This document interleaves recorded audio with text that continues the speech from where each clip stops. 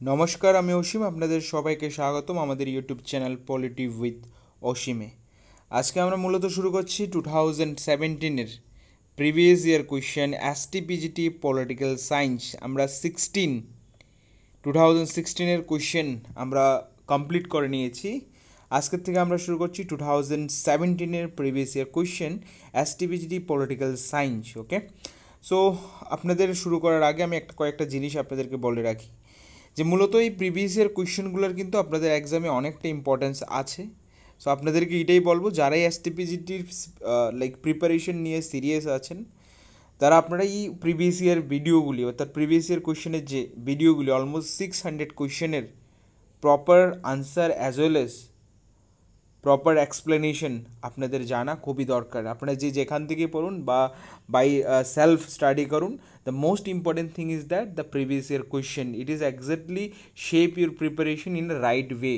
So কেউ যদি আপনাদেরকে বা আপনারা যদি প্রিভিয়াস ইয়ার কোয়েশ্চেনকে যদি নেগলেক্ট করেন, then you will face lot of problem during the exam, because at least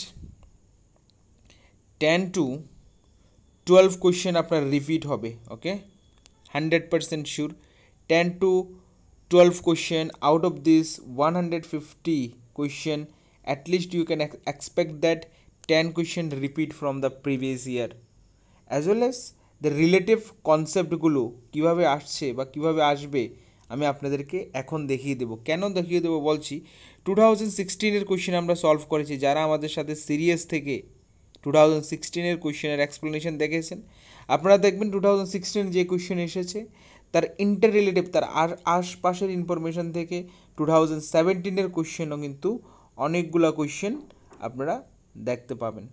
so let's see, আমরা স্টার্ট করি যে আজকের কোয়েশ্চেন অ্যানালাইসিস 2017-এর। ওকে, 2017-এর কোয়েশ্চেন পেপার আমি দেখিয়ে দিচ্ছি। It is a 2017 question paper. Okay, তো 2017-এর প্রথম কোয়েশ্চেন আমি যদি দেখি কি এসেছে, রাষ্ট্রবিজ্ঞানের শুরু ও সমাপ্তি রাষ্ট্রকে নিয়েই, অর্থাৎ political science begins and ends with the state, who said this. এক্ষেত্রে রাইট আনসার সিম্পলি যদি বলি Garner. Okay, Garner is the right answer. কিন্তু আপনাকে আরও কিছু বেসিক ইনফরমেশন এখান থেকে জানতে হবে। The most important thing is that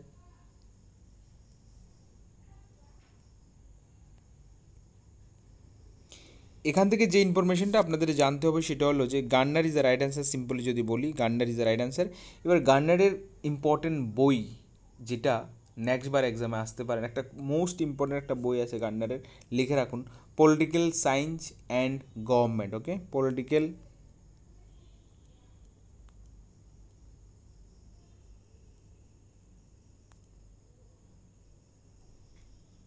science and government. Okay, this is the most important book. ইয়ারটাও লিখে দিচ্ছি 1920। ওকে, so the political science and government, this book written by the Garner, most important একটা বই গার্নারের। ওকে, so এটা আপনারা ভালোভাবে মনে রাখবেন, এক্সামের জন্য খুবই important. Political science and government written by the Garner in the year 1920। Okay,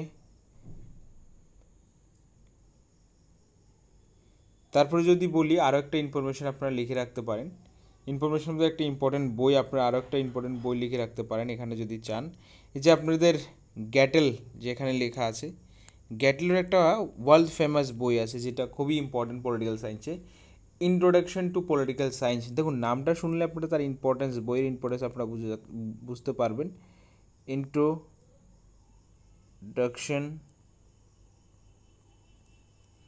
introduction to political science. Okay, introduction to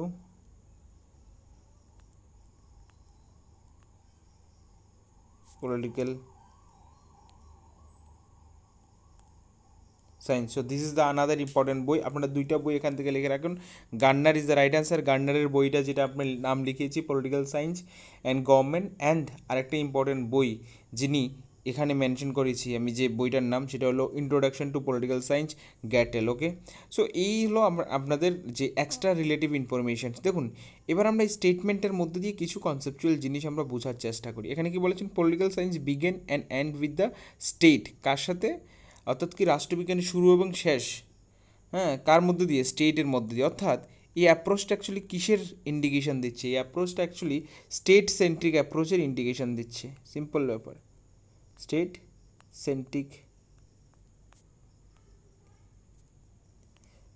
centric অ্যাপ্রোচের indication দিচ্ছে। State centric approach that means কি? স্টেট সেন্ট্রিক অ্যাপ্রোচ বলে যে এই যে state is the only institution or other thing is not so much important, অর্থাৎ এই যে একটা রাষ্ট্রের মধ্যে না স্টেট হলো সবচেয়ে বড় ইম্পর্টেন্ট, এর বাইরে যে আদার ইনস্টিটিউশনগুলো আছে তারা ইনস্টিটিউশনগুলোকে এত একটা ইম্পর্টেন্স দেয় না, অর্থাৎ স্টেট হলো প্রাইমারি একদম মোস্ট ইম্পর্টেন্ট অ্যাসপেক্টস। ওকে, সো যেখানে এই গার্নার স্টেটমেন্টের বলছে যে একটা পলিটিক্যাল সায়েন্সের শুরু এবং শেষ সব কিছুই স্টেটকে নিয়ে, অর্থাৎ একটা স্টেট সেন্ট্রিক অ্যাপ্রোচ আমরা এই স্টেটমেন্টের মধ্যে থেকে দেখতে পেলাম। দেখুন 2 নম্বর কোয়েশ্চেন আমরা যদি দেখি, 2 নম্বর কোয়েশ্চেন কী বলছে? Who wrote the book social contact? Very much easy thing, যে সোশ্যাল কন্ট্যাক্ট বইটা কে লিখেছে। এক্ষেত্রে যদি বলি আমি সোশ্যাল কন্ট্যাক্ট বইটা কে লিখেছে, এটা রাইট আনসার হবে রুশু সোশ্যাল কন্ট্যাক্ট এই বইটা লিখেছে। এখন আপনাদের কিছু ইন্টার রিলেটিভ জিনিস আপনাদের মনে রাখতে হবে। সোশ্যাল কন্ট্যাক্ট বই কে লিখেছে? রুশু লিখেছে, সিম্পল। ওকে, এবার মেনলি সোশ্যাল কন্ট্যাক্ট থিওরির সাথে আমরা 3জন থিঙ্কারকে একসাথে করি, Hobbes, Locke, and second one is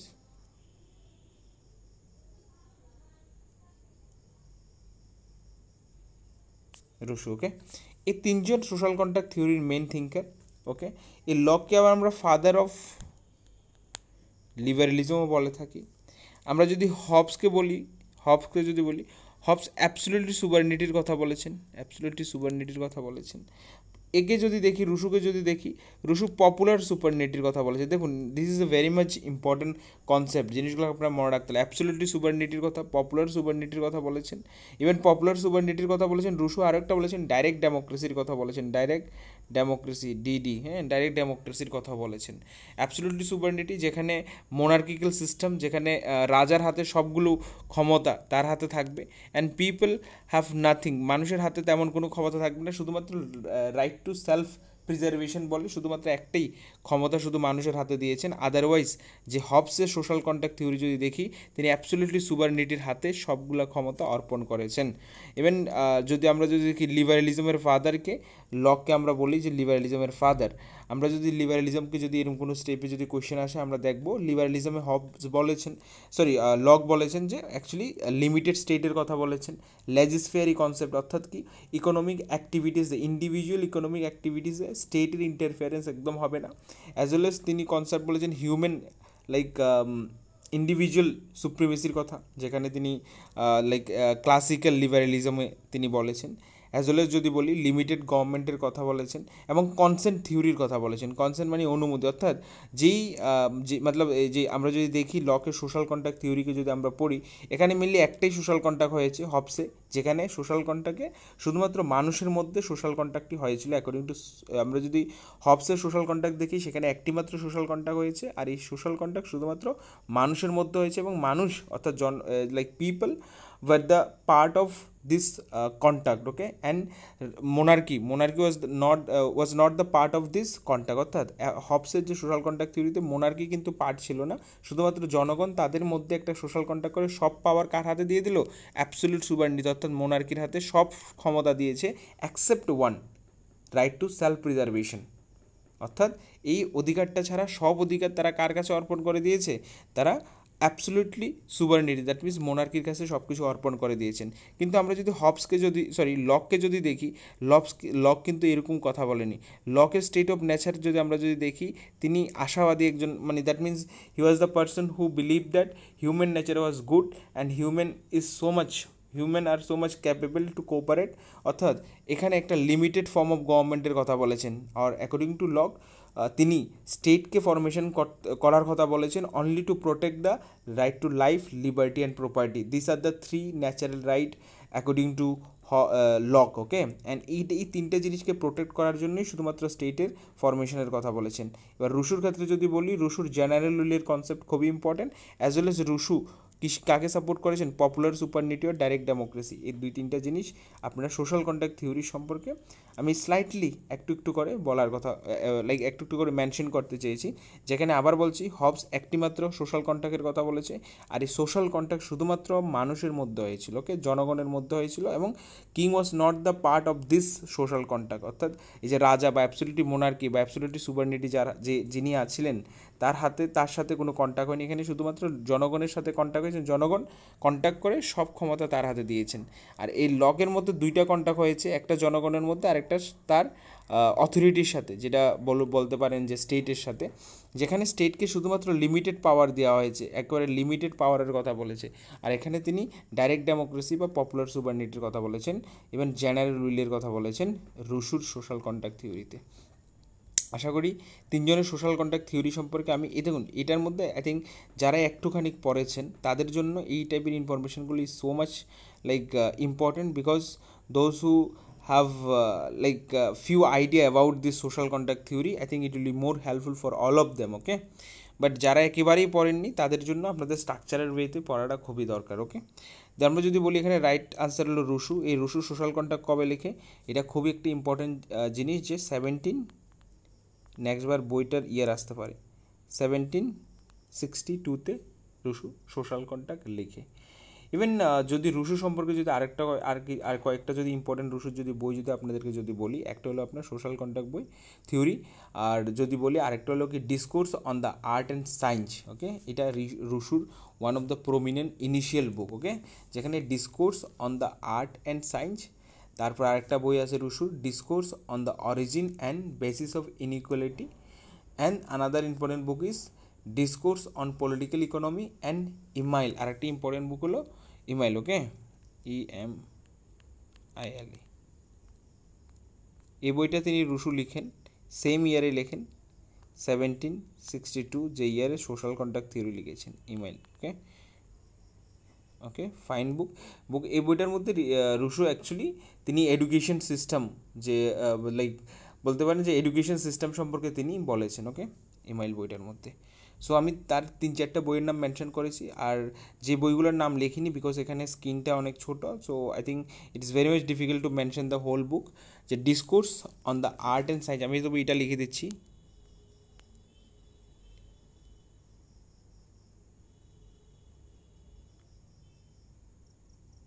discourse on the arts and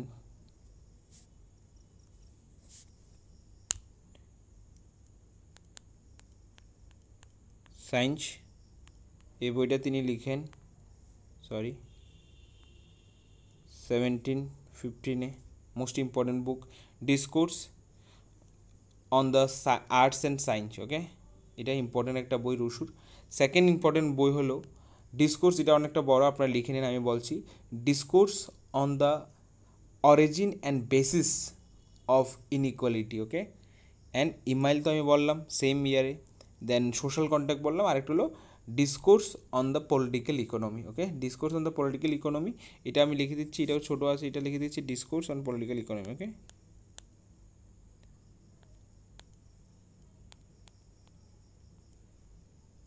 discourse on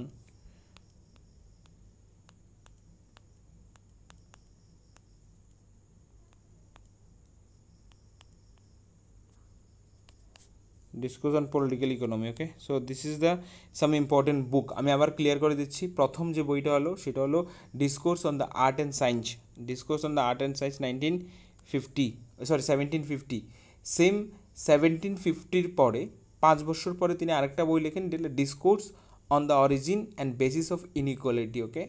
then same year আরেকটা বই লেখেন ডিসকোর্স অন পলিটিক্যাল ইকোনমি, এটা এখন যেটা লিখলাম 1755, okay? And Emile and the social contract same ইয়ারে লেখেন তিনি 1762। আশা করি এই জিনিসটা আপনাদের ক্লিয়ার হলো, ওকে? এখন আমরা কোয়েশ্চেন নাম্বার 3 দিকে মুভ করব, ওকে? কোয়েশ্চেন নাম্বার 3 কি বলছে আমরা প্রথমে দেখে নিই। Question number 3, who among the following thinker described that political science is a progressive science. Political science is a progressive science. এক্ষেত্রে অ্যাকচুয়ালি এই প্রোগ্রেসিভ সায়েন্স না এটার ক্ষেত্রে একটু কনফিউশন আছে। রিজন ইজ, দেখুন আমি আপনাদের ক্লিয়ার করে জিনিসটা আগে দিয়ে বলে দিচ্ছি কোন জায়গায় কনফিউশন আছে এই জিনিসটা। Most important confusion the doubt is that যে অনেকজন থিঙ্কার পলিটিক্যাল সায়েন্সকে শুধুমাত্র প্রোগ্রেসিভ বলেছেন, অনেকজন থিঙ্কার পলিটিক্যাল সায়েন্সকে সায়েন্স বলেছেন, বাট প্রোগ্রেসিভ সায়েন্স কে বলেছেন আমি যখন ফাইন্ড আউট করতে যাই তো মোস্ট জায়গাতে আমি এটাই পাই যে ব্রেস, ওকে, এটাকে আমি আনসার হিসেবে ফাইন্ড আউট করতে পারি। বাট অনেকজন পেয়েছি এখানে কি বলেছেন progressive political science is a progressive, কেউ বলছে political science is a science, আবার কেউ বলছে, আমি খুব দুইটা ডাউট পেয়েছি, অনেক জায়গায় এরকম গিলক্রিস্টকেও দেওয়া আছে, বাট আলটিমেটলি এটা রাইট অ্যান্সার হবে না আমি যতটুকু আইডেন্টিফাই করতে পেরেছি, বিকজ এই কোয়েশ্চেনটার আনসার আমার জানা ছিল না। সো আমি যখন এই কোয়েশ্চেনটাকে দেখে আমি ফাইন্ড আউট করতে গেলাম তখন আমার কাছে এই দুইটা অপশনের মধ্যে অনেক জায়গায় এই অপশানটাও দেখাচ্ছে, অনেক জায়গায় এই অপশানটাও দেখাচ্ছে। সো আমি যখন ফাইন্ড আউট করলাম অনেক জায়গায় এই যে অনেকজন থিঙ্কার শুধুমাত্র প্রোগ্রেসিভ বলেছেন, বাট প্রোগ্রেসিভ সায়েন্স আমি যখন ফাইন্ড আউট করলাম যতটুকু আমি ফাইন্ড আউট করে পেলাম যে ব্রেসি হলো কি যে এই কথাটা বলেছেন, ওকে।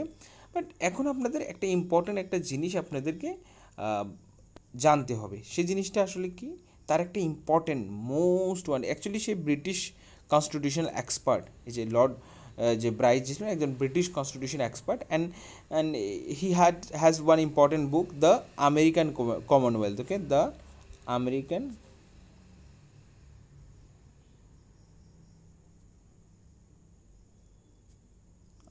কমনওয়েলথ, ওকে।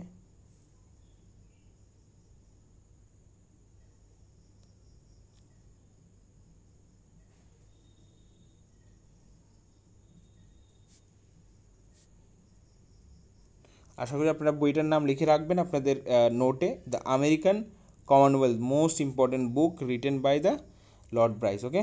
সো আপনারা এটা একটু তুলে রাখবেন, আমেরিকান কমনওয়েলথ, ওকে। যদি দেখি যে আর এখান থেকে কিছু ইনফরমেশান যদি বলি না, আর কিছু ইনফরমেশান অ্যাড করার নেই, এই জিনিসটা আপনারা মনে রাখবেন। আই থিঙ্ক চলুন এবার আমরা কোয়েশ্চেন নাম্বার 4 দিকে মুভ করি। কোয়েশ্চেন নাম্বার 4 কী বলছে, the study of politics is the study of influence and influential who said this. So এক্ষেত্রে আপনারা শুধু আনসারটা লিখে রাখুন লাসওয়েল, ওকে। লাসওয়েলের আরও একটি বই আছে who gets what when and how, এরকম করে একটা বই আছে, যে জিনিসটা আমি যখন আমরা দেখুন আপনাদের কেন বারবার বলছি রিলেটিভ ইনফরমেশান, লাসওয়েল থেকে আমরা যদি দেখি যে লাস্ট যখন আমরা 2016 প্রথম দিকে কোয়েশ্চেন সলভ করছিলাম আমরা দেখেছি লাসওয়েলের একটা স্টেটমেন্ট এসেছে। সো এবারও সেম লাসওয়েলের আরেকটা স্টেটমেন্ট এসেছে। সো যে এই যে রিলেটিভ ইনফরমেশনগুলো পড়া আপনাদের খুবই ইম্পর্টেন্ট, ওকে। আপনারা মনে রাখবেন, কারণ লাসওয়েল সম্পর্কে আমি লাস্ট যখন 2016 কোয়েশ্চেনে যখন লাসওয়েল পেয়েছিলাম তখন লাসওয়েলকে আমি কিন্তু খুব দারুণভাবে ডিসক্রাইব করেছিলাম, তার ইম্পর্টেন্ট 2টা বইয়ের নাম মেনশন করেছিলাম, অ্যাকচুয়ালি এই জিনিসগুলো আমি মেনশন করেছিলাম। সো আমি মনে করি যে এখানে আবার মেনশন করার কোনো দরকার নেই। চলুন এবার আমরা কোয়েশ্চেন নাম্বার 5 দিকে দেখি। Question number 5 it's very much easy question. যে কোয়েশ্চেন নাম্বার 5 কী বলছে, the Greek word polis means what. তো সিম্পলি পলিস মিন্স কি city state, okay. Polis means কি সিটি স্টেট, নগর রাষ্ট্র। অ্যাকচুয়ালি যে আপনার যদি দেখি অ্যাথেন্স, হ্যাঁ, এইসব জায়গাগুলোতে যখন অ্যানশিয়েন্ট টাইমে এই যে পলিস বলতে কি বোঝানো হতো অ্যানশিয়েন্ট টাইমে, অ্যানশিয়েন্ট ইউরোপের কান্ট্রিগুলোতে তখন যে মেনলি তাদের পলিস বলতে তারা সিটি স্টেটকে বোঝাতেন, ঠিক আছে। তারপরে যদি দেখি আমরা কোয়েশ্চেন নাম্বার 6, কোয়েশ্চেন নাম্বার 6 কী বলছে, who describe political science as the study of authoritative allocation. দেখুন এই কোয়েশ্চেনটা কিন্তু এসেছে, দেখলেন যে রিপিট কোয়েশ্চেন 2016 এই কোয়েশ্চেনটা এসেছে, দেন আবার সেম কোয়েশ্চেন 2017 রিপিট হলো। বুঝতে পারলেন যে রিপিট কোয়েশ্চেন কেন আপনাদের এই কোয়েশ্চেনগুলো করা দরকার। তো এটা রাইট আনসার কি ডেভিড ইনস্টল, এখানে রাইট আনসার। আমি ওই সময় বলেছি ডেভিড ইনস্টল। ডেভিড ইনস্টলকে আমরা কি বলি, father of behaviourism, okay, father of post behaviourism, most important. আমরা আগের ভিডিওতে ডেভিড ইনস্টল সম্পর্কে আমরা খুব দারুণভাবে ডিসক্রাইব করেছি, তার ইম্পর্টেন্ট বুক, তার মেন ইম্পর্টেন্ট কনসেপ্ট। সো আপনারা যারাই দেখেননি আপনারা ওইখানে গিয়ে আপনারা এই ভিডিওটা দেখতে পারেন, ঠিক আছে। তারপরে যদি দেখি আমরা কোয়েশ্চেন নাম্বার 7, কোয়েশ্চেন নাম্বার 7 কী বলছে, কোয়েশ্চেন নাম্বার 7 বলছে যে the book the theory of justice was written by, so theory of justice এটা written by John Rawls. Okay, John রলসই এই থিওরি অফ জাস্টিস বইটা লিখেছেন। এখন আপনাদের কাছে most important thing is that theory of justice John Rawls কবে লিখেছেন, নেক্সট ইয়ারের জন্য খুবই important. They can ask the question ইয়ার, ওকে, ইয়ারটা জিজ্ঞেস করতে পারে তারা। Right answer is that, right answer is just a minute, John Rawls. And theory of justice লিখেছেন, থিওরি অফ জাস্টিস লিখেছেন 1971. Okay, this is the year of this book. Okay, then there have some other important information also there. John Rawls এর আরও important কিছু বই আছে, এর মধ্যে justice as fairness একটা ইম্পর্টেন্ট বই। দেখুন এগুলো লিখতে যান, আমি প্রথমে একটা বইয়ের নাম আপনারা লিখে নিলেন কি, A Theory of Justice. Okay, A Theory of Justice, it was written in 1971. Fine, very good, 1971. And John Rawls has another few important books. Justice as Fairness, this is one. Justice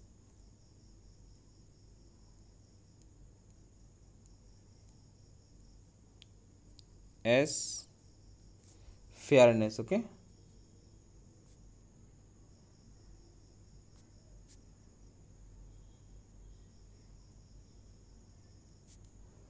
Justice as Fairness. Okay, Justice, TICE. Okay, CE.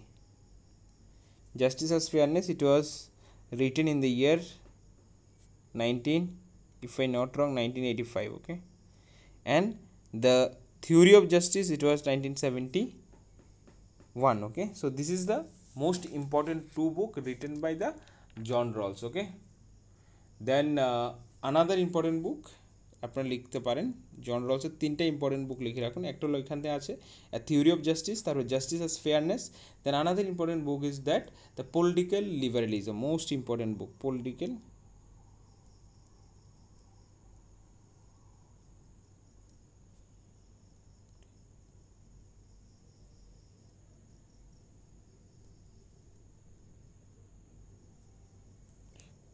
liberalism. Okay, political liberalism, this is the another important book. Okay, like written by the John Rawls. Okay, then John Rawls সম্পর্কে আমরা কেউ একটা জিনিস আমরা যদি দেখিনি, John Rawls he was a normative political thinker. Normative means কি, যে one kind of traditional political thinker আপনি বলতে পারেন। Normative means the people or like thinker those who believe on the what should be rather than what is, অর্থাৎ কি তারা mainly normative থিঙ্কাররা কী হওয়া দরকার এটার উপরে বেশি ফোকাস করে, অ্যাকচুয়ালি কী আছে এটার উপরে তেমনভাবে ফোকাস করে না।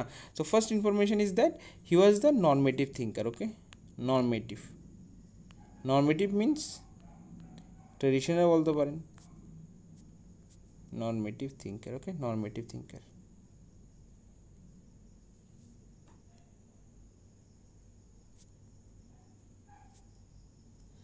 Normative thinker. First information is that he was the normative political thinker. Okay, or actually he was revived the traditional political বা নর্মেটিভ পলিটিক্যাল থিওরি, যে ট্রেডিশনাল পলিটিক্যাল থিওরি না, অ্যাকচুয়ালি কি জন রলস কিন্তু modern এরাতে belong করছে, but still তার যে thought process regarding the justice, হ্যাঁ, regarding the like theory of justice, আর এই যে থিওরিগুলোর মধ্যে থেকে আপনি একটা জিনিস রিয়েলাইজ করবেন, তার যে থট প্রসেসের মধ্যে নর্মেটিভ থিঙ্কিং আপনারা রিয়েলাইজ করবেন। আর normative theory means that the traditional approach আপনি তার থট প্রসেসের মধ্যে আছে, এরকম একটা জিনিস আপনি রিয়েলাইজ করতে পারবেন। So this is the most important information. Even আরও একটা ইনফরমেশন যদি আমি বলে থাকি, যে জন রলসরে কী টাইপের থিঙ্কার বলা হয়, তাকে social liberal philosopher type of thinker বলা হয়, সোশ্যাল লিবারেল। ওকে, সোশ্যাল লিবারেল থিঙ্কার বলা হয়, সোশ্যাল লিবারেল থিঙ্কার বলা হয়, ঠিক, সোশ্যাল লিবারেল থিঙ্কার বলা হয়, ঠিক। So this are the some basic information regarding the John Rawls. এবার জন রলসের মেন থিওরিগুলো কি, অ্যাকচুয়ালি থিওরিগুলো তো এক্সপ্লেন করা এখানে পসিবল নয়, বাট এখানে তার মেন কিছু থিওরি আছে, যেরকম তিনি যে অরিজিনাল পজিশনের, veil of ignorance, principle of justice, এরকম কিছু জিনিসের কনসেপ্ট তিনি দিয়ে গেছেন তার এই যে থিওরি অফ জাস্টিস বইটার মধ্যে তিনি মেনলি মেনশন করে গেছেন। ওকে,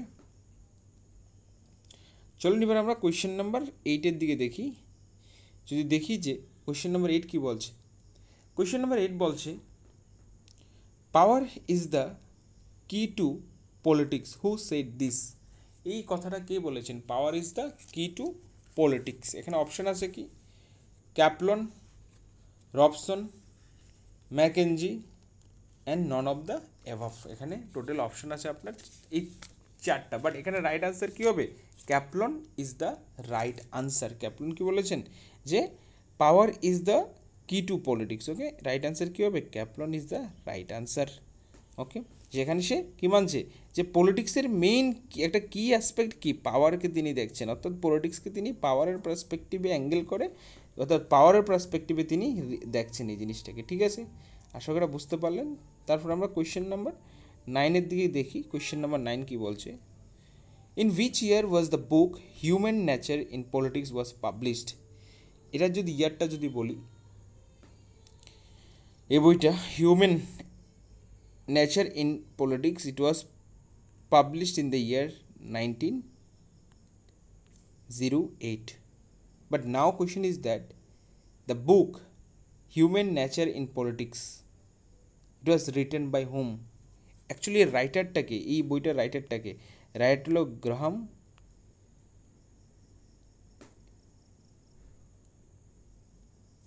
ওয়েলস। ওকে, গ্রাহাম ওয়েলস।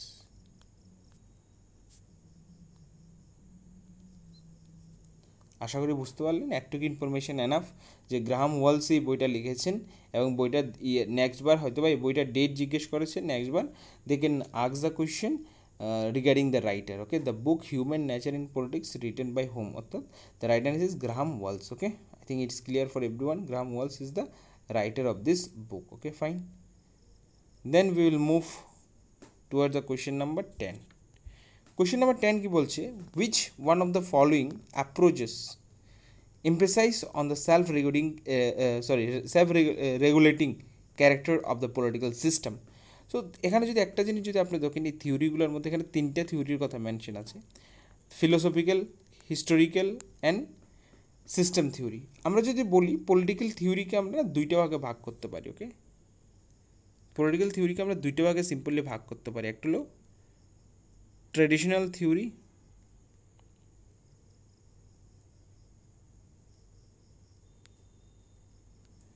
একটা হলো মডার্ন থিওরি। ওকে, মডার্ন থিওরি।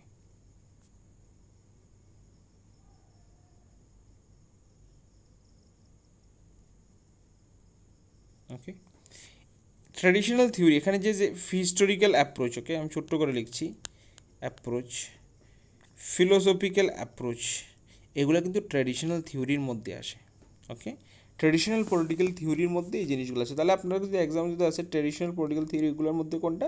হিস্টোরিক্যাল, ফিলোসফিক্যাল, এগুলো আপনার ট্র্যাডিশনাল পলিটিক্যাল থিওরির মধ্যে আসে। এই যে system theory, behavioural theory, post behavioural theory, এগুলো আপনার মডার্ন থিওরির মধ্যে আসে। আশা করি জিনিসটা আমি আপনাদের ক্লিয়ার করতে পারলাম যে মেনলি পলিটিক্যাল থিওরিকে আমরা 2টা ভাগে ভাগ করতে পারি। একটা হলো ট্র্যাডিশনাল পলিটিক্যাল থিওরি, একটা হলো মডার্ন পলিটিক্যাল থিওরি। ওকে, যে এই যে ট্র্যাডিশনাল পলিটিক্যাল থিওরি মেনলি তারা কিসের উপরে ফোকাস করে, একটু আলোচনাটা আপনারা শুনে নিন ভালো করে। যে traditional political theory, they are mainly focus on the tradition, they are mainly focus on the value, they are mainly focus on the qualitative aspects, they are mainly focus on the norms, value, হ্যাঁ, ethics, এই জিনিসগুলোর উপরে traditional political theory believe করে। আর modern political theory, it is so much like one kind of objective oriented, and it is so much one kind of quantitative aspect, as well as it is mainly focused on the empirical study of political science. Okay, empirical study, that means scientific study of political science. जो system theory আমরা বলতে পারি, behavioural theory বলতে পারি, post behavioural থিওরিকে আমরা এখানে রাখতে পারি যে মডার্ন থিওরি। সো এখানে কি বলছে question? Which of the following approaches emphasise on the self regulating, দেখুন সেলফ রেগুলেটিং বডিং বলেছে, তো এখানে রাইট অ্যান্সার কী হবে? সিস্টেম থিওরি হবে, সিস্টেম থিওরি। বিকজ এই যে আগের দুইটা না, এগুলো সেলফ রেগুলেটিং বডির উপর তারা ধ্যানে দেয়নি। ঠিক, তারা মেনলি একটা ট্র্যাডিশনাল অ্যাসপেক্ট, নর্মস, হিস্ট্রি, হ্যাঁ, দেন সাবজেক্টিভ ট্রুথ, হ্যাঁ, then qualitative aspects, as well as তারা আপনার নর্মস, ভ্যালু, আইডিয়া, এইসব জিনিসগুলোর উপর জোর দিয়েছে। আর যেগুলোর টাইপ হলো আপনার কি historical approach and philosophical approach, এগুলো ট্র্যাডিশনাল পলিটিক্যাল। এই যে system theory, it is one kind of modern approach. Okay, it is a modern approach. Okay, fine, very good, modern approach. So এই ক্ষেত্রে রাইট আনসার কী হবে? System theory. Okay, so system theory mainly ফাউন্ডারকে David install.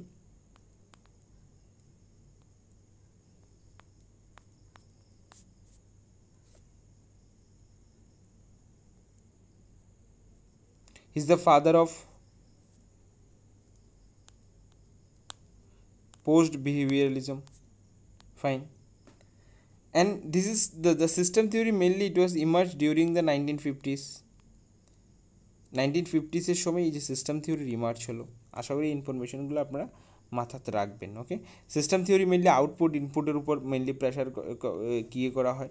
তারপর আর system theory যদি বলি, আমি একটা ডায়াগ্রাম আপনাকে যদি ড্র করে যদি বলি, আমি ট্রাই করবো যে একটা ডায়াগ্রামের থ্রুতে এটাকে এক্সপ্লেন করার জন্য। Just a minute.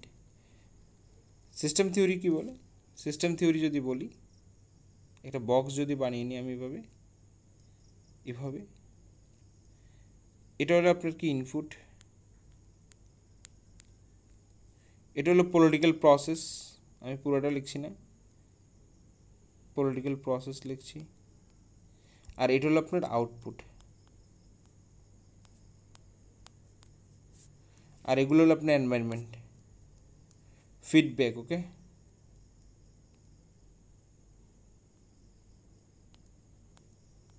Environment. Okay, so এখানে ইনপুট কি ডিমান্ডগুলো এখান থেকে হয় উঠে জনগণের দ্বারা, মানুষের দ্বারা কী হিসাব এরাজ হয় ডিমান্ডটা কোথায় আসে? পলিটিক্যাল প্রসেস, অর্থাৎ যেখানে ডিসিশন করা হয়।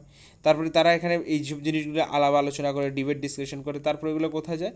আউটপুট হিসেবে যায়, অর্থাৎ রেজাল্ট। ওকে, আউটপুটকে আপনার রেজাল্টও বলতে পারেন, ইউএলটি। ওকে, রেজাল্টও বলতে পারেন। সো এগুলো আবার মানুষ যদি সেটিফাই যদি না, এগুলোর ফিডব্যাক আবার এখানে আসে, ঠিক এখানে আসে, আবার এখানে আসে, এখান থেকে আবার ডিমান্ড রাইস হয়। সো এই সিস্টেমে পলিটিক্যাল সিস্টেম থিওরি কাজ করে। ঠিক, সো এই যে পলিটিক্যাল ছোট্ট করে আমি আলোচনা করছি, দেখুন এইখানে প্রিভিয়াস ইয়ার কোয়েশ্চেনের মধ্যে আমি যতটুক পারি অতটুক অ্যানালাইসিস করার ট্রাই করছি, বাট আপনাকে একটু নিজের থেকে এফোর্ট দিয়ে আপনার আসতে হবে, একটু এগিয়ে আসতে হবে, অ্যাজ ওয়েল এস না হলে আপনাকে কোনো একটা কোর্সের সাহায্যে আপনাকে এগিয়ে যেতে হবে। ওকে, সো 11 নম্বর কোয়েশ্চেন যদি দেখি, man is a social being outside society, he is neither a god or a beast. Okay, বলছে কি মানুষ সামাজিক জীব, সমাজের বাইরে মানুষ না হয় ভগবান, না হয় পশু। ওকে, ফাইন, বা যন্ত্র। ওকে, সো এই কথাটা কে বলেছেন? এই কথাটা বলেছেন সিম্পলি আমি যদি বলি, right answer is Aristotle. Aristotle কী বলছে এখানে? আপনি এই সেম একটা স্টেটমেন্টের মধ্যে আপনি কী দেখবেন? Man is a social beings or outside the society or state. Okay, state or সোসাইটির কথা বলেছে, যে যারাই স্টেট বা সোসাইটির বাইরে থাকবে তারা অ্যাকচুয়ালি না হলে ভগবান হবে, না হলে পশু হবে। বিকজ যে এরিস্টটল লাইক প্ল্যাটো, তারা স্টেটকে না একটা ন্যাচারাল ইনস্টিটিউশন হিসেবে তারা বিলিভ করে, এবং তারা স্টেটকে অনেকটা ইম্পর্টেন্স দেয়। লাইক অন্যান্য যে লাইক যারা অনেকগুলো থিঙ্কার আপনি দেখবেন স্টেটকে এত একটা ইম্পর্টেন্স দেয় না। লাইক সোশ্যাল কন্ট্যাক্ট থিওরির কথা যদি বলি, তারা স্টেটের ফর্মেশনের ক্ষেত্রে তারা সোশ্যাল কন্ট্যাক্ট থিওরি দিয়েছেন।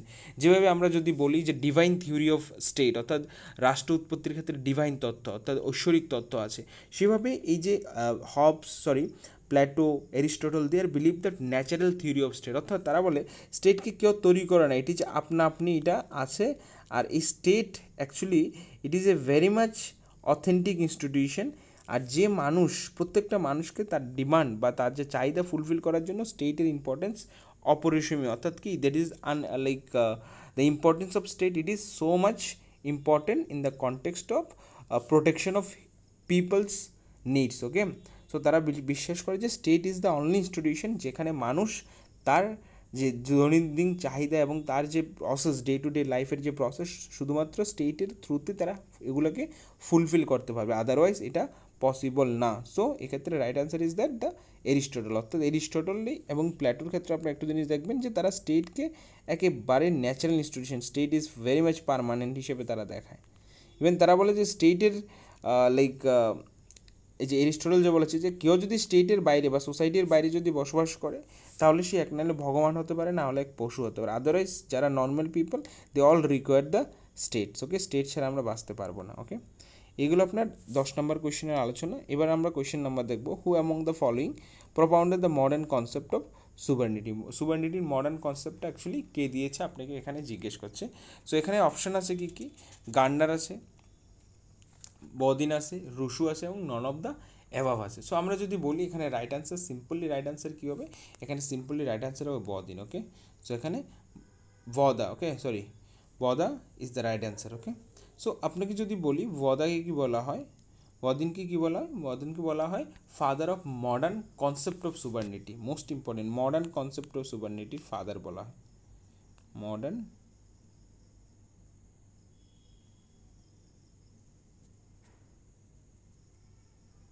concept of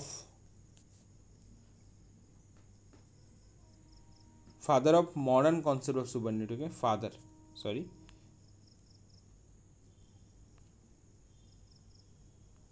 father of modern concept of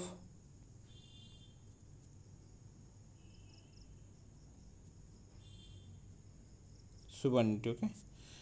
Okay, this is the most important information. Even যদি তার যদি আরও একটা ইম্পর্টেন্ট বই আছে আপনারা চাইলে লিখে রাখেন। ফার্স্ট ইনফরমেশন তো আপনি লিখলেন বহুদিন সময়। সেকেন্ড ইনফরমেশন তার একটা বই আছে 6 books of commonwealth, 6 book of commonwealth লিখে রাখুন, 6 book of commonwealth. Okay, it was written by Bodin. Okay, 6 book of commonwealth. Okay, 6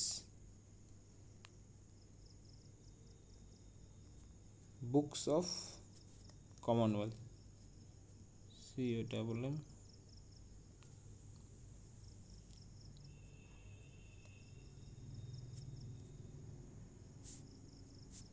six book of Commonwealth বইটা আপনার বদিনে লিখেছেন। I think it's clear for everyone. তারপরে যদি দেখি আমরা কোয়েশ্চেন নাম্বার 13-এর দিকে মুভ করব। দ্য মোস্ট ইম্পর্ট্যান্ট কোয়েশ্চেন, এটা একেবারে ইম্পর্ট্যান্ট একটা স্টেটমেন্ট, যেটা মোস্ট অফ দ্য এক্সামে আমি দেখেছি এই স্টেটমেন্টটা আসে। সেটা হলো কি, state is the march of god. এই কথাটা কে বলেছেন? State is the march of god. So এখানে একেবারে সিম্পল আনসার কি? এখানে সিম্পল আনসার হলো হ্যাগেল হবে। কি হবে আনসার? আনসার হবে Hegel is the right answer. হ্যাগেলই বলেছেন যে state is the march of God, অর্থাৎ রাষ্ট্র হল পৃথিবী ঈশ্বরের পদক্ষেপ। অর্থাৎ দেখুন হ্যাগেল কি, প্রথম আমি যদি বলি হ্যাগেল কি, Hegel is a idealist thinker.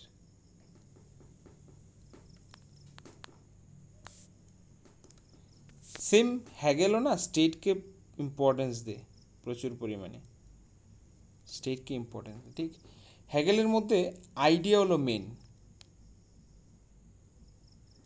ঠিক, কোনো একটা বস্তুর পিছনে যে মেন আইডিয়াটা হলো মেন, আর তারপরে এবার হলো বস্তুটা। আলটিমেটলি আইডিয়াটাই থেকেই কিন্তু আইডিয়াকে তিনি সবচেয়ে বেশি ইম্পর্টেন্স দিয়ে থাকেন। আমরা যেভাবে বলি যে ডায়ালেকটিক্যাল ম্যাটেরিয়ালিজম যদি দেখি, যেভাবে মার্কস বস্তুকে ইম্পর্টেন্স দিয়ে থাকেন আর বস্তুকে তিনি মানেন যে সবচেয়ে ইম্পর্টেন্ট, তার উল্টাটা কি মানে হ্যাগেল। হ্যাগেলই প্রথম, হ্যাগেলে ভাবে যে idea is more important than the materials, but marks বলেছেন না, ম্যাটেরিয়াল সবচেয়ে বেশি ইম্পর্টেন্স দেন আইডিয়া। ওকে, সো আইডিয়ালিস্ট থিঙ্কার হলো আপনার হ্যাগেল। তারপর যদি দেখি কোয়েশ্চেন নাম্বার 14 কি বলছে, concept of popular sovereignty was first given by. Popular সুপারনিটির কনসেপ্ট ফার্স্ট কে দিয়েছেন? এখানে যদি বলি রাইট আনসার হবে, এখানে যদি পপুলার সুপারনিটির কনসেপ্টের কথা যদি বলি, এখানে সিম্পলি রাইট আনসার হবে রুশো। আমি একটু আগে বলেছি রুশো ডাইরেক্ট ডেমোক্রেসির কথা এবং পপুলার সুপারনিটির কথা তিনি বলেছেন। অর্থাৎ পপুলার সুপারনিটি মিনস হোয়াট, যে পাওয়ারটা, সুপ্রিম পাওয়ারটা কার হাতে থাকবে? পাওয়ারটা mainly hold by the people. Popular sovereignty, people, এই যে মেন পাওয়ারটা কার হাতে থাকবে? পপুলার সুপারনিটির মেন পাওয়ারটা আপনার পিপলের হাতে থাকবে। ঠিক, রুশো সম্পর্কে আমরা আগে একটি ভিডিওর মধ্যে আগে একটি কোয়েশ্চেনের মধ্যে অলরেডি আমরা আলোচনা করে নিয়েছি রুশো সম্পর্কে। এবার আমরা কোয়েশ্চেন নাম্বার 15-এর দিকে দেখব। দেখুন আমি যখন ফার্স্ট কোয়েশ্চেনটা লিখিয়েছিলাম লাস্কি সম্পর্কে, আমি বলেছিলাম লাস্কির একটা বই, ইম্পর্টেন্ট বই হলো এ গ্রামার অফ পলিটিক্স।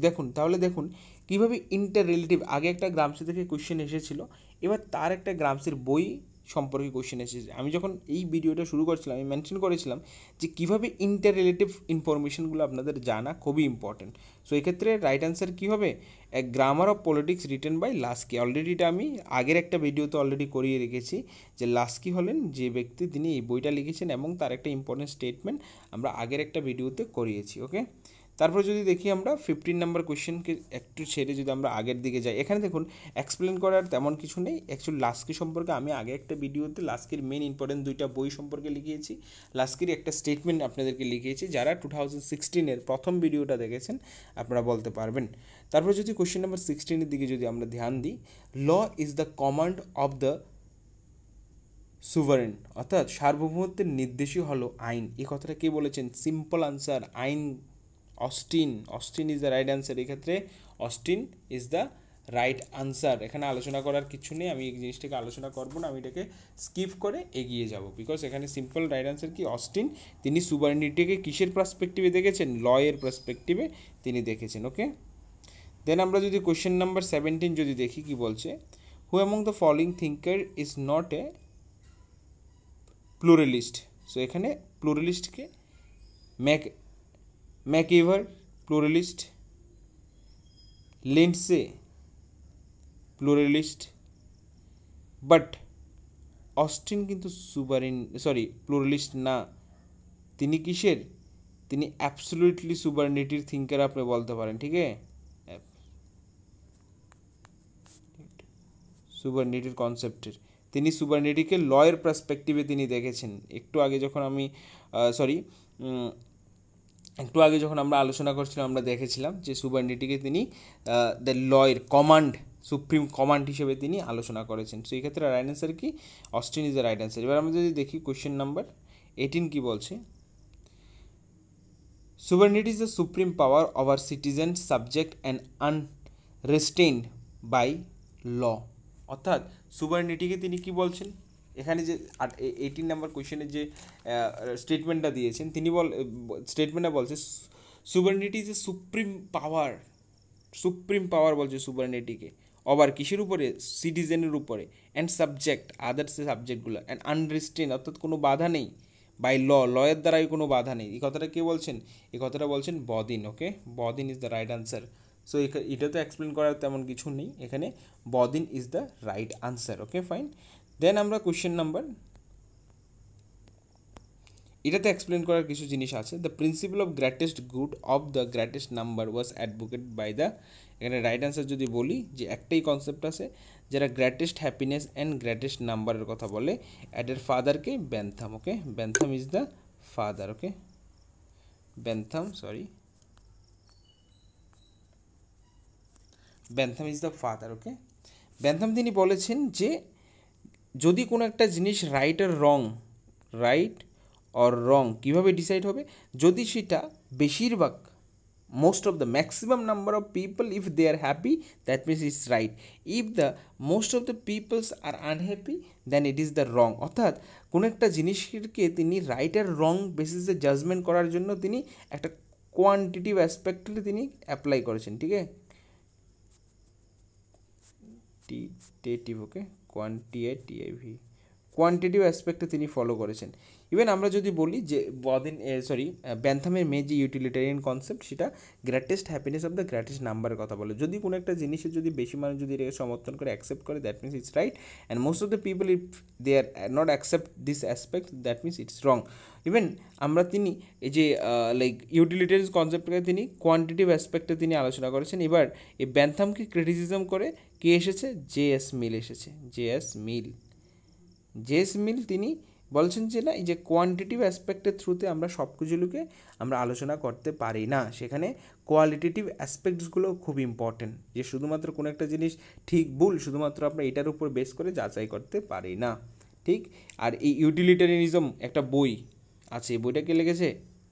মিল লিখেছে, ঠিক। মিলের বইগুলোর নাম আপনারা বারবার মনে রাখবেন, যে কি liberty, subjection of women, then utilitarianism যে বইটা আছে। So this are the important book written by the J S. Mill. অর্থাৎ জে.এস. মিল ইউটিলিটারিয়ানিজমটারে এই যে বেনথামের কনসেপ্টটাকে ক্রিটিসিজম করে তিনি নতুন করে এই যে ইউটিলিটারিজম কনসেপ্টটাকে স্টাবলিশ করেছেন।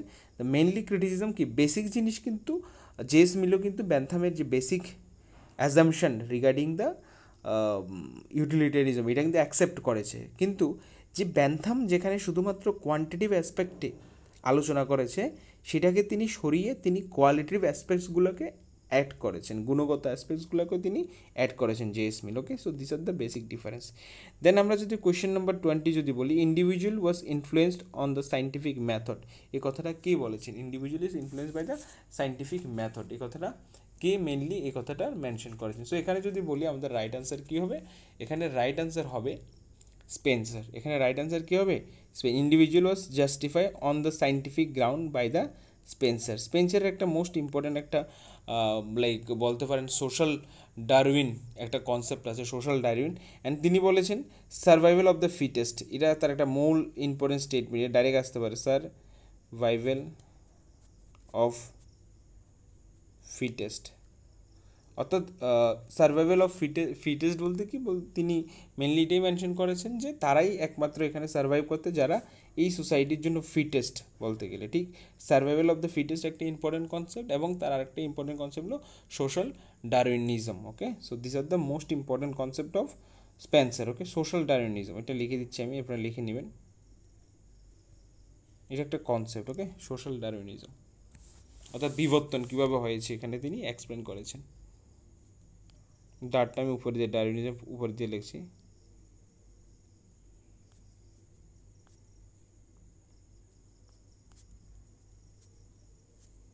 আশা করি বোঝা যাচ্ছে যে অ্যাকচুয়ালি আমি কী লিখতে, social Darwinism concept given by the Spencer. Okay, fine.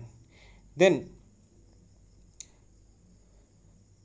21 number question. Okay, 21 number question বলতে পারি লিবারেলিজম একটা concept. Okay, become the definite philosopher during the, দেখুন এই যে লিবারেলিজমের ফাদার কাকে বলি আমরা, লককে বলি। অ্যাকচুয়ালি লিবারেলিজমের যে টাইপগুলো আছে, লক মেনলি কোন স্কুল থেকে বিলং করে, ক্লাসিক্যাল লিবারেলিজম। ওকে,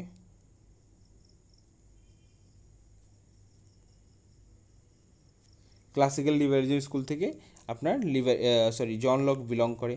দেন ক্লাসিক্যাল লিবারেলিজম ছাড়াও লিবারেলিজম আর কী টাইপ আছে, মডার্ন লিবারেলিজম আছে, নিউ লিবারেলিজম আছে, দেন লিবারেটারিয়ানিজম আছে, ঠিক, লিবারেটারিয়ানিজম। ওকে, লিবারেটারিয়ানিজম আছে। এগুলো লিবারেলিজমের চারটা ফর্ম, একটা হলো কি classical liberalism, modern liberalism, libertarianism, new liberalism and libertarianism. This are the 4 types of liberalism. Okay, এখানে বলছে liberalism become a defined philosophy during the এখানে আনসার কী হবে, during the 17th century। Because আমরা যদি দেখি John Locke mainly 17th century thinker, এই John Locke থেকেই তো এটা শুরুয়াত হয়েছে। সো আনসার উইল এখানে answer is the 17th century is the right answer. Okay, 17th centuryতে liberalism mainly emerge হয়েছে, আর 18th centuryতে 19th centuryতে লিবারেলিজমকে এক্সটেন্ড কে করেছে, আমরা যদি দেখি ব্যান্থাম, জেস মিল, তারা এই লিবারেলিজমকে পরবর্তী সময়ে আরও এক্সপ্লেন করে, ঠিক। এরপরে টকিও বেলি ছিলেন, জেস মিল ছিলেন, ব্যান্থাম ছিলেন, তারা লিবারেলিজম কনসেপ্টকে পরবর্তী সময়ে তারা আরও এক্সটেন্ড করেন ডিউরিং দ্য 19th centuryতে। ওকে, এবার যদি বলি who among the following thinker is related to the concept of general will মানে সবকা, যেখানে সবার ইচ্ছা যেখানে স্থান পায়, জেনারেল উইল। ওকে, আর জেনারেল উইল এটা কিসের এগেনস্টে, রিয়েল উইলের এগেনস্টে, যেখানে মানুষ সেলফিশ ওয়েতে নিজের ব্যাপারে শুধুমাত্র ভাবে, রিয়েল উইল। ওকে, আর জেনারেল উইল সেখানে সবার ব্যাপারে মানুষ, Rousseau is the right answer এখানে, ঠিক, যে জেনারেল উইল কার সাথে আছে, ঠিক। সো এখানেও এক্সপ্লেন করার তেমন কিছু নেই। চলুন আজকের জন্য 22 নাম্বার কোয়েশ্চেন অবধি আমরা কভার করে নিয়েছি। নেক্সট দিন থেকে আমরা 22 এর পরবর্তীতে কোয়েশ্চেনগুলো আমরা আলোচনা করা শুরু করব। সো আপনারা সবাই আমাদের চ্যানেলের সাথে থাকবেন, এবং আমাদের চ্যানেলে 2016-এর অলরেডি আমরা অনেকগুলো কোয়েশ্চেন করে নিয়েছি। আপনারা এই কোয়েশ্চেনগুলো করবেন, এবং আপনাদের আরও একটা ইম্পর্টেন্ট ইনফরমেশন আমি এই ভিডিওর মধ্যে দিতে চাই, যে আমাদের একটি 1000 কোয়েশ্চেনের, অর্থাৎ টোটাল 8টা ইউনিট থেকে টোটাল 1000 কোয়েশ্চেনের একটি বুক টাইপের একটা আমরা বার করছি, আর কিছুদিনের মধ্যে এটা আমাদের অ্যাভেলেবেল হয়ে যাবে। সো যারাই এই বুকটা নিতে ইচ্ছুক, অর্থাৎ সেখানে আপনারা 1000 কোয়েশ্চেন প্র্যাকটিস করার জন্য পাবেন, এবং মোস্ট অফ দ্য কোয়েশ্চেন আমরা যে কোয়েশ্চেনগুলোর সাথে আমাদের এক্সপ্লেনেশন অ্যাড করা দরকার আমরা মনে করেছি, আমরা অলমোস্ট 70% কোয়েশ্চেনের সাথে আমরা এক্সপ্লেনেশন অ্যাড করেছি, যেটা এক্স্যাক্টলি আপনাদেরকে এক্সামের যে কিছুদিন আগে, 1 মাস 2 মাস আগে, এটা অনেকটাই হেল্প করবে। সো আশা রাখছি আপনারা যখনই এটা অ্যাভেলেবেল হবে আপনারা এটা নেবেন, অ্যাজ ওয়েল এস আপনাদের পড়াকে আরও স্ট্রংভাবে রাখুন। আর প্রিভিয়াস ইয়ার কোয়েশ্চেন আমাদের সাথে আমরা যেভাবে কভার করছি, এভাবে আমরা প্রিভিয়াস ইয়ার কোয়েশ্চেনগুলোকে কভার করে নেব। তো সবাইকে আবারও ধন্যবাদ, সবাই ভালো থাকবেন, নমস্কার। আজকের জন্য আমাদের এই ভিডিও এখানে শেষ করছি। পরবর্তীতে আমরা এই 23 নাম্বার কোয়েশ্চেন থেকে আমরা কন্টিনিউ করব।